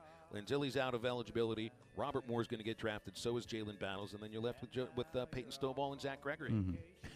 So it's a totally different team. Going to be some new names you got to learn, aren't there? You got that right, but it is a program that has done very well at reloading, not rebuilding, reloading, and they will have to do that next year. 877-377-6963 for halftime. We got 30 minutes left, and we'll come right back. Come Monday, I'll be holding you tight. I spent 4 lonely days in a brown LA haze, and I just want you back by my side. Racing fans, it's time for the final leg of horse racing's Triple Crown. Where are you going to bet? BUSR, of course. You name it, they've got it. Place your wager on the Belmont Stakes today and lock in fantastic odds. Besides horses, you can bet on sports and play over 300 casino games at BUSR. Sign up today and get up to $1,000 on your first deposit by going to BUSR.com/Morning Rush. That's BUSR.com/Morning Rush. Bet with confidence. Bet with BUSR. See more and do more in a new 300 Series compact track loader from New Holland. Its industry-leading 360-degree visibility is truly something to see at Williams Tractor, now WT Equipment in Springdale, with its reverse camera and 8-inch multifunction LCD display, super boom lift technology, rock-solid stability, and redesigned controls. You'll work with greater speed, safety, and precision. Maximum productivity starts with a clear view. Stop by WT Equipment in Springdale today and see how a new 300 Series compact track loader helps you do more. Locally owned Lumber One can handle all of your building needs. They've built their business on having great relationships with everybody from contractors and builders to the everyday build-it-yourself. Lumber One is a full-line door shop to handle all of your door, window, and trim needs. And along with lumber, roofing and drywall products, attic wall and floor insulation is available. Lumber One also does blueprint takeoff with access to design services with estimates available. So go where the pros go. Lumber One, located on Industrial Park Road in Van Buren. The Summer Sell-Down Sales Event is going on right now at Breen RV in Van Buren. New 2023 models are starting to arrive from Forest River, Keystone, Coachman, and StarCraft, all backed by Breen RV's Free Maintenance for Life program. Cure your summertime blues in a 29-foot StarCraft that sleeps up to 10 people for just $229 a month with zero down. With savings up to $20,000 off MSRP on new travel trailers, now is the best time to get your new RV from Breen RV. That's Breen RV in Van Buren, where adventures begin. Needing your roof repaired? Ramos Roofing is a local company that has over 25 years of experience, specializing in your residential or commercial roofing needs in the Oklahoma area. Ramos Roofing, a company you can trust, offering discounts to senior citizens, law enforcement, or healthcare workers, and assists in your insurance claims. Ramos Roofing, standing behind their work so you can stand under it. Call 479-420-9903. That's 420-9903. Ramos Roofing, working with you to build a better home. Riley Farm Dental, at the entrance to Riley Farms, provides every type of dental care and procedures for you and your family. From general dentistry, braces, implants, and cosmetics, Dr. Bo Sparkman and Dr. Brogan give all of their patients better lives with a better smile, more confidence, and a comfortable experience every time. Riley Farm Dental, 5901 Riley Park Drive, Suite A, at the entrance to Riley Farms. Call 226-3500 for an appointment or visit RileyFarmDental.com. Finding an assisted living or senior care facility is one of the most important decisions you'll ever make. Choose the best. Hope's Creek in Van Buren. At Hope's Creek, your loved one will be in apartment-style living, eating 3 home-style meals daily, and receive the care and services they need. The round-the-clock nursing staff monitors health needs in a secure, monitored environment. Plus, you can check on your loved one anytime with 24-hour access. Stop by for a visit at 2502 Fayetteville Road or check out Hope's Creek online at hopescreek.com. Why do people do business with First Western? Because First Western builds relationships with all of their customers. They partner for the long haul to help you with your financial goals over all seasons of life. First Western is prompt, responsive, and they deliver with quick answers and on-time loan closings. When is the last time your banker called you? If you are looking for a high level of service and a financial partner who will listen and respond, try First Western. For more information, visit them online at firstwestern.com. Member FDIC, Equal Housing Lender.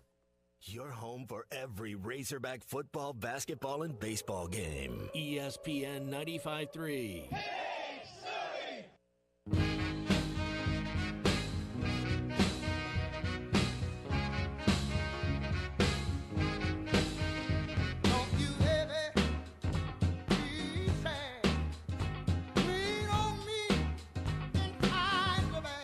Make sure to follow Halftime on Twitter at HitThatLineAR and on Facebook and Instagram at HitThatLine. Follow the guys on Twitter at PhilElsonPXP, at Matt Travis, and at DBarrett36. Now, back to the guys. Here's Phil Elson, Matty T, and Drew Barrett.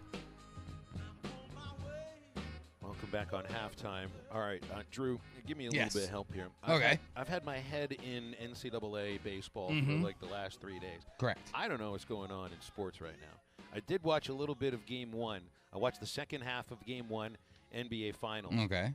And that amazing comeback by the Celtics. I heard the Warriors won yesterday. But They did. I was in the middle of 10 hours of baseball. What else is going on in sports right now, please? Because my head doesn't have enough room for any of that. What else did I watch this weekend? I watched Nadal win the French Open. Absolutely destroyed. I think he's from Sweden. Yes, no. Oh, please Sweden say Ruud. Please try to say a Swedish name. No, his last name is just Ruud. It's just Ruud. That's way too easy for Nadal won 11 straight games to finish out the match in 3 straight sets. Watched a lot of that Sunday morning. Then watched at least the first half of Wales versus Ukraine European qualifier. That was nice. You know, a lot of great stuff. I caught a cricket match or two. You know, plenty of stuff going on in the world of sports. And then I guess college baseball and NBA is. I mean, okay. Maybe I should stop paying attention to the Pirates because I've stopped paying attention, and yet they go ahead and they sweep the Dodgers. Mm-hmm. They have won. Let's see, that's 6 out of the last 8 games. Oh. And the Pittsburgh Pirates actually are just 4 games under 500, which is practically like 100 wins as far as I'm concerned. So I just need to stop paying attention to anything going on outside of college baseball. And my Major League Baseball team might actually, at some point, it's June, maybe have more wins than losses? Like, really? I can't believe it. I mean, I'm not going to believe it. I'll believe it when I see it. Because I've also seen Dr. Pirate do what Dr. Pirate really does and rejuvenates teams and allows them to get back in their mojo of after dropping a few to teams that they probably shouldn't have. But my O's aren't doing too well. They're 10 games under 500. So you got us beat. Well, at least there's consistency with that. But that our teams suck. There's plenty of time. So it's June. I love rhyming and alliteration. Mm-hmm. June swoon is a thing for Pittsburgh Major League Baseball. So we'll see what happens by the end of the month. And so what else you got? I mean, literally, I don't know what else is going on. I've read about Dorian Gerald returning to Arkansas for a 7th year. And you saw where Trey Williams was carted off the field yesterday in a USFL game. I honestly forgot that was going on. I know. Like, has anybody else forgotten that the USFL was still a thing outside of the opening week? The only reason that I knew it was still a thing, Drew, is because we were in Birmingham last week for the SEC tournament, and they've got billboards up for the USFL kind of all over town. It's like Birmingham's own little league. So I knew the USFL was playing, but it's only because I was in the city that they play, the one city that they play. But I saw where Williams, playing for Michigan, was carted off the field yesterday. I don't know what the injury was because it seemed that he was able to walk off the field, but then he had to get carted off from the sidelines. So, man, that's terrible news. I hope he's okay. Yeah, definitely don't want to get anybody hurt or, hopefully it's not a season or definitely not a career-ending injury. USFL, though, it's fallen flat, I think, mostly. Unless you're in Birmingham or It's a TV league.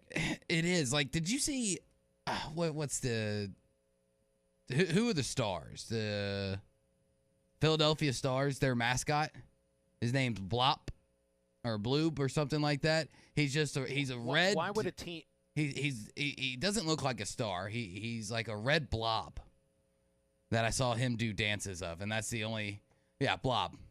That's his, and he's got weird horns. Like how does that look like his name is star? Blob? Like his name is His name is actually Blob. B-L-O-B. Blob. Blob. Isn't and he's not a star. He's more of like a being... little demon thingy. And apparently his thing is twerking. I remember. Yes, that's what I saw on the Twitter machine. Oh my gosh, this is we have a twerking mascot named Blob. Yes. Where am I? That looks He's also doing some creepy. pelvic thrust there too. It makes me a little. He is quite creepy. Your mouth is like a semi-open smile with just two fangs. That's the worst mascot. What is I've with ever the seen. Philadelphia mascots? Oh, I love Gritty. Come on, don't you talk crap about Gritty. Well, no, Gritty. Gritty's I like great. Gritty, but he's just scary looking. Oh, he is. Gritty is frightening looking. And then, of course, there's a Philly Fanatic, which is the silliest and maybe still the best mascot around. Like, he's one of the originals. But this mascot, this Philadelphia mascot that spends no time in Philadelphia. He spends all his time in Birmingham. What's the deal? Like, I was reading about Trey Williams. It's in the Detroit Free Press. The Michigan Panthers don't play in Michigan. No, they don't play in Detroit. How do they have any fans there that care about reading about them? I don't know. Yeah, it's a TV league. It really is just weird to try to figure out, how is this league going to survive? I see why they did it in the first year. You don't want to run into the same situation the AAF did. What situation did they run into? Well, they ran out of money, and they owed a lot of people a lot of money. What's the best way to save money? Well, we are a start league. Let's just all play in one town. That way there's no travel costs there. I mean, that's always a great way to save money. And so I get starting out that way, but eventually if this thing is going to succeed and actually have some legs about it, you're going to have to go back to these markets where these teams are named for. You're going to have to go back to Michigan, Philadelphia, Pittsburgh, Tampa, New Orleans. You're going to have to go Houston. You're going to have to go back to these towns, and nobody's going to really care because they haven't really been paying attention. It's hard to pay attention to something that is new, that's not right in front of your face. And it's not right in front of your face when it's in Birmingham. Nobody's going to care because it's spring football, and nobody cares about spring football unless it has to deal with college and you're a hardcore fan. They just don't. Like, we don't need – I keep being told, like, I could watch football all the time. I could watch it 12 months a year. No, you can't. Everything has a season. The lack of success by any of these spring leagues is a proof there is such a thing as too much football, and it happens in the spring. And we're going to see the XFL fail again. I mean, there's got to be something to make spring football work, because you do hear people that constantly say that. And I don't think that they truly know that they're lying, but that's exactly what they are. Everything has a season.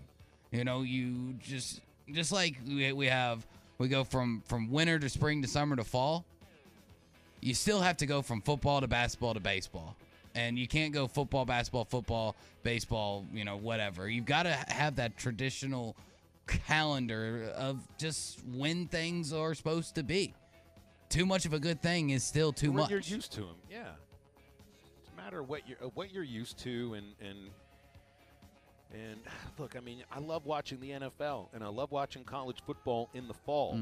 I get my fill of football at that time. I just don't need it now. It's college baseball, and I know not everybody's a college baseball fan. Not everybody's a baseball fan, but I think even the big NFL and college football fans yawn over the USFL and over the XFL. And it's impossible to build loyalty to these teams when they're playing in a city that's nowhere near you. I mean, you build these fan bases slowly but surely. It just doesn't get dropped into the middle and automatically you've got a big fan base. That's why they got to make their money through television contracts. That's why Fox owns. Doesn't Fox co-own the XFL? That they or do. Is it ESPN? I mean, either it's one of Fox. them does. Because it's all content. It's like ESPN owns the Bowls. Why do they own the Bowls? Because they want content to sell. That's all it is. It's just television inventory dressed as a football league. All right, we're brought to you by Joe's Grilling Cantina in Fort Smith. They're closed on Mondays during the summer, but they'll be reopening on Mondays once we're into the late summer. But don't forget about their Taco Tuesday. That'll be tomorrow at Joe's Grilling Cantina in Fort Smith. Taco Tuesday featuring $1 crispy tacos all day long, $2.95 pork carnita tacos, and just under $4 for your brisket or pork belly tacos. Joe's Grill and Cantina also features great curbside family packs to feed your family up to 5 people. Choose from fajita bar, taco bar, enchiladas, or grilled chicken breasts, anywhere from $35 to $45, and it does include your sides. That's Joe's Grill and Cantina. Download the Waiter app to order or go to joesportsmith.com. They're right across from Harps in Fort Smith. If you want to be on the show, we got one more segment, 877-377-6963, and we'll wrap it up after the break.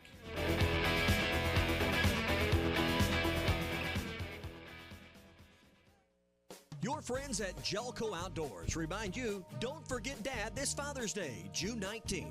Gelco has hundreds of great gifts for Dad. Rods and reels for fishing, canoes and kayaks, handguns, shotguns, and rifles. And yes, Gelco has ammo. Work boots, western boots, hunting boots, casual shoes, and flip-flops. Plus great clothing items for Dad. If in doubt, a Gelco gift card always fits. Gelco Outdoors, your Father's Day gift store at 4600 South Zero in Fort Smith. Hi, I'm Kelly Smith, owner of Dixie Digital Imaging. Would printing from your phone or tablet make your life easier? Are you emailing files to yourself so that you can print them from your desktop or laptop? The Xerox VersaLink and AltaLink lines of network printers and multifunction printers will natively print using your phone's built-in capabilities. Apple AirPrint and Google Cloud Printing just work. To order yours today, give us a call at 783-6600 or visit dixiedigital.com. Dixie Digital Imaging, bringing document innovations to the River Valley. Invest in your family this summer with Burton Pools and Spas during the annual Doughboy Pools Super Sales Event. It's going on right now. Hi, Tommy Kraft here for Burton Pools and Spas. It's not too late to enjoy swimming in your backyard with your family this summer. And a Doughboy above-ground pool is the way to go. Listen to these savings. Get up to $2,000 off on Doughboy semi-in-ground pools. Up to $1,200 off on Doughboy above-ground pools. And when you buy a Doughboy pool right now, get 4 free passes to Parrot Island Water Park with any pool purchase to enjoy while your pool is being installed. Hurry, supplies are limited on the passes. It's not too late to swim this summer. All of this is going on right now during the annual Doughboy Pools Super Sales Event. Burton Pools and Spas in Springdale and in Fort Smith, and always online at burtonpools.com. Burton Pools and Spas, where you can get your feet wet without getting in over your head. After I drop the kids off, I have to run across town for a meeting, hit the gym during lunch. Jake has soccer tonight, and Emily has gymnastics? Oh, did I turn on the crock pot this morning? With a never-ending to-do list, it's easy to forget something important, like setting up a life insurance plan with Shelter Insurance. Your local Shelter agent can show you how to create a safety net for your family. Shelter Life Insurance Company, Columbia, Missouri. Ask Phil Hicks in Greenwood about Shelter's home insurance. Carco Auto Sales takes great pride in serving Fort Smith, the River Valley, and eastern Oklahoma for over 40 years, offering a variety of quality, late model, low mileage vehicles at unbeatable values. The friendly and knowledgeable staff can help you find the car you deserve, priced to fit your budget. Carco Auto Sales will purchase your vehicle as well. Come see the team at 2810 Midland Boulevard or give them a call at 783-1722. Check them out online at buyfromcarco.com. Carco Auto Sales, when you're ready.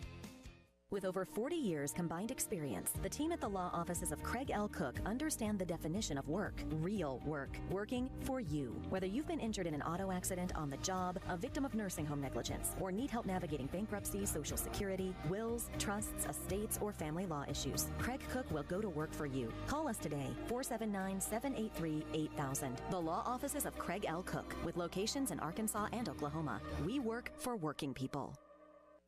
NWA Gold and Silver has moved to a new location in Fort Smith at 4600 Rogers Avenue across from Med Express. NWA Gold and Silver is always buying gold and silver, scrap, bullion, and coins. Plus, NWA Gold and Silver buys and sells jewelry of all kinds. Diamond rings, wedding bands, engagement rings, earrings, and more. Bring in your gold or silver today to the people that pay the most and have the best deals. NWA Gold and Silver in their new location at 4600 Rogers Avenue across from Med Express in Fort Smith.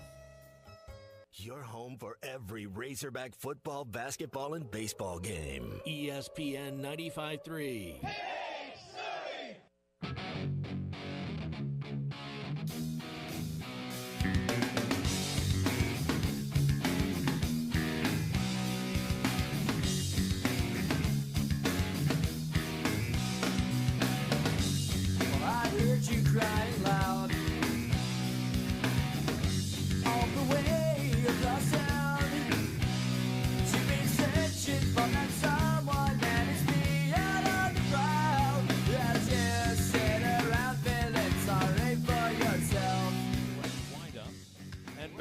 It's a drive to left field.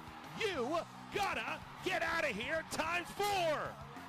A grand slam by Jalen Battles on the first pitch from Trevor Martin.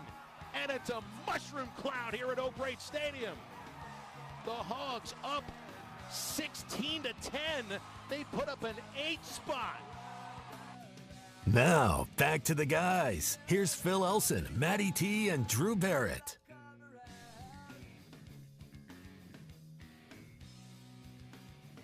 Back here on halftime. Good to be with you as you wrap things up here in Stillwater at O'Brate Stadium. And we are about, first pitch is 6:06. So we're about 5 hours away from everything coming together here in what will be a tension-filled evening and a very long evening at that. You want, Drew, Maddie, you want to do an over-under on how long the game's going to go tonight? Because we had 4 hours and 40 minutes yesterday. So let's see, it was 4 hours and 53 minutes on Saturday. Yeah, on Friday we only played 3 hours and 2 minutes against Grand Canyon, man. That's like a sprint. You know what do you think tonight? For your sake, I hope it's a short, quick game. Well, what's the time we put in the over-under? Are we putting it at 4? If we put it at 4, I might go the under. Well, that's what I'm asking you. I think it's going to be under 4 hours. Under 4 hours. Because it's not common that we have games that have been.